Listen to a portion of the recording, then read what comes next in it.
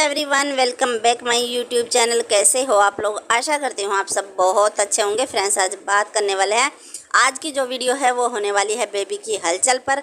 अगर आपका बेबी भी हलचल कम करता है और अगर बेबी हलचल ज़्यादा करता है तो वो क्यों करता है, और कुछ ऐसी गलतियाँ जो कि एक गर्भवती महिला कर लेती है, उनकी गलतियों के वजह से ही बेबी हलचल कम करता है, और क्या गलतियाँ हैं। और जो नई नई प्रेग्नेंट होती हैं, जो कि जिनकी प्रेगनेंसी फर्स्ट टाइम से शुरू होती है, उनको सारी जानकारी नहीं होती और वो गलतियां कर बैठती हैं जिससे बेबी हलचल कम करता है। तो अगर हलचल आपका बेबी कम कर रहा है तो उस समय पर आपने क्या करना है, हलचल ज़्यादा कर रहा है तो उस समय पर क्या करना है, वो सारी चीज़ें इस वीडियो में कवर करने वाली हैं। तो वीडियो को पूरा वॉच कीजिए, तभी आपको सारी जानकारी मिलेगी। तो चलिए फ्रेंड्स, वीडियो को करते हैं स्टार्ट।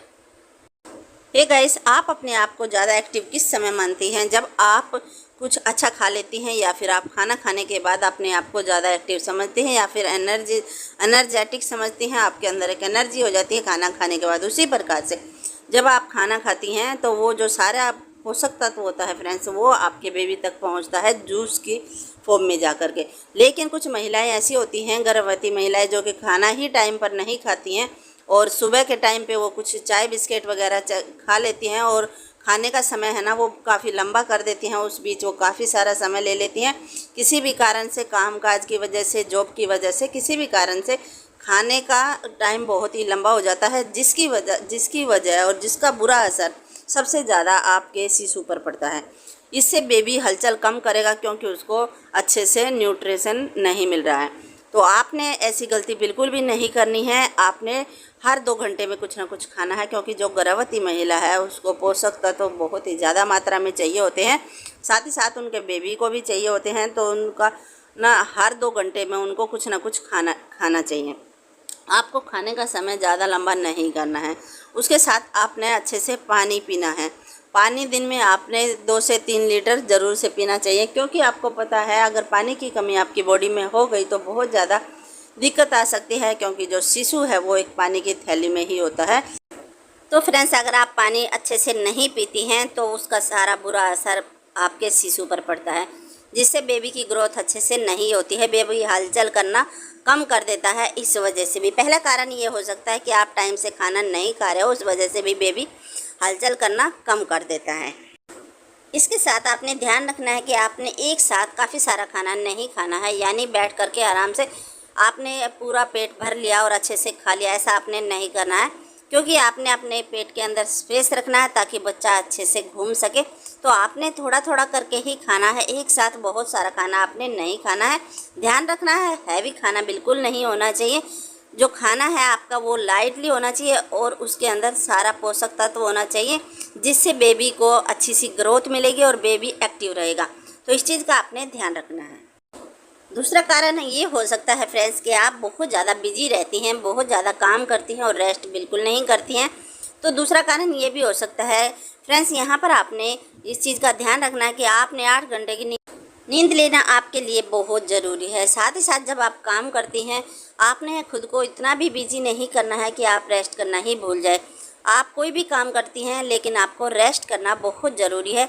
जब आप काम करके रेस्ट करती हैं, उसी समय बच्चा किक करता है, उसी समय बच्चा घूमता है। इस चीज़ का आपने महसूस करना है और देखना है कि आपका बेबी घूम रहा है या नहीं घूम रहा है। जब ज़्यादा लंबे समय तक आप खड़े खड़े काम करते हैं या फिर आप बिजी ही रहती हैं, आप महसूस ही नहीं करती हैं बच्चे की किक को, तो आपको ऐसा लगता है कि बच्चा है ना किक नहीं कर रहा। लेकिन कुछ बच्चे ऐसे होते हैं जो कि सुस्त होते हैं, वो बहुत ही कम किक करते हैं, बहुत ही कम घूमते हैं, और कुछ बच्चे ऐसे होते हैं जो कि एक्टिव होते हैं, वो बार बार किक करते हैं।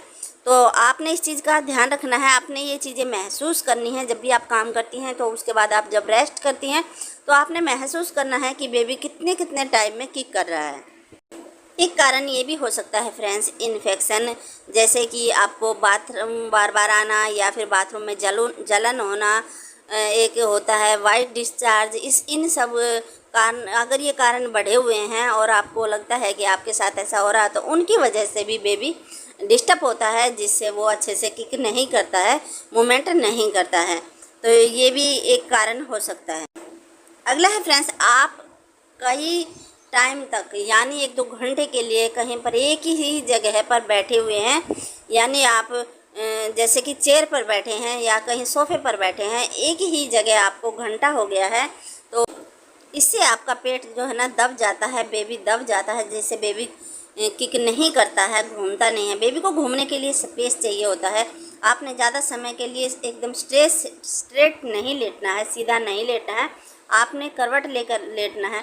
और आपने ध्यान रखना है, आपने राइट साइड बहुत ही कम लेटना है, आपने लेफ़्ट साइड ज़्यादा लेटना है, क्योंकि अगर आप उस तरफ अच्छे से लेटेंगे तो फ्रेंड्स वहाँ पर ना बच्चे को ऑक्सीजन अच्छे से मिलती है और बच्चा एक्टिव रहता है, हेल्दी रहता है, तो वो अच्छे से किक करता है।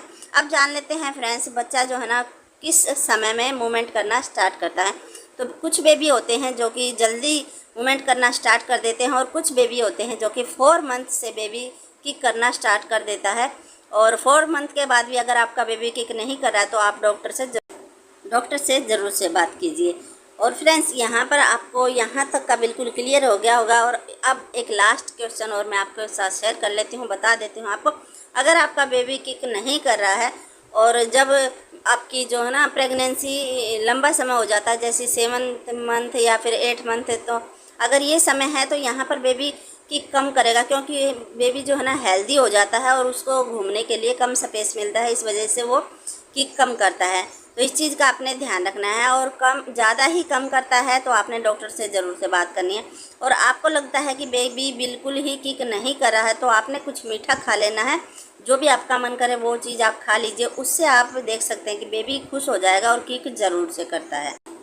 हे गाइस, मैंने इस वीडियो में आपके सभी डाउट को क्लियर कर दिया है। और अगर आपको लगता है कि कोई आपका क्वेश्चन रह गया है, कुछ आपका रह गया है, तो आप मुझे कमेंट बॉक्स में ज़रूर से बताना, मैं आपका रिप्लाई ज़रूर से दूँगी। तो अगर आपको आपकी प्रेगनेंसी किस मंथ की है, किस मंथ, कौन सा वाला मंथ आपका चला हुआ है, मुझे ये भी कमेंट बॉक्स में ज़रूर से बताना। और आपका बेबी 10 मिनट में आप लगा लीजिए, आप आराम से लेटिए और 10 मिनट आप चेक कीजिए कि आपका बेबी कितना किक कर रहा है, मुझे ज़रूर से बताना। मिलते हैं नेक्स्ट वीडियो में, तब तक के लिए जय श्री राम।